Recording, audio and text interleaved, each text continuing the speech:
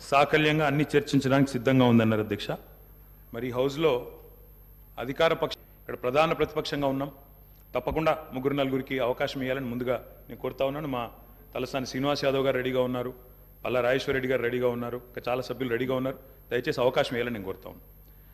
అధ్యక్ష, మేము ఆశించింది ఒకటి అధ్యక్ష, నిన్న గవర్నర్ ప్రసంగం నుంచి, కానీ అక్కడ వారు నిన్న విన్నది ఒకటి అధ్యక్ష.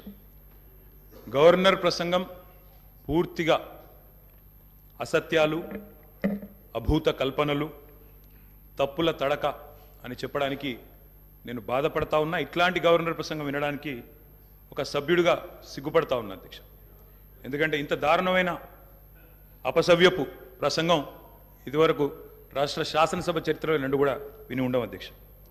ఒక్క మాటలో చెప్పాలంటే అధ్యక్ష, 1000 ఎలుకలు తిన్న పిల్లి కదా తీర్థయాత్రలకు బయలుదేరినట్టు చేయాల్సిన దారుణం అంతా చేసి, ఘాతకాలని చేసి, చాలా అద్భుతమైన ఉపన్యాసం కేవలం 10 సంవత్సరాలు ప్రభుత్వం నడిపిన వాళ్ళ మీద నెపాన్ని నెట్టే ప్రయత్నం ఏదైతే కాంగ్రెస్ ప్రభుత్వం చేసిందో అధ్యక్ష, దీన్ని నేను పూర్తి స్థాయిలో తూర్పారబడుతున్నాను, తప్పుపడతా ఉన్నాను అధ్యక్ష.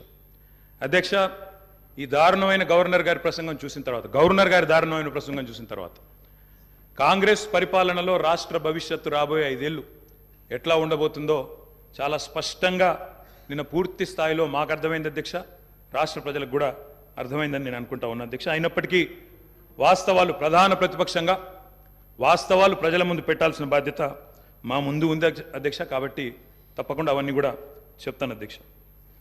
అధ్యక్ష, మా జగిత్యాలకు సంబంధించిన కవి గారు అలిశెట్టి ప్రభాకర్ గారు ఒక మాట అన్నారు అధ్యక్ష. ఒక నక్క, ఇది ఆయన కవితను కోట్ చేస్తున్నాను అధ్యక్ష, ఒక నక్క ప్రమాణ స్వీకారం చేసిందట ఇంకెవరిని మోసగించనండి.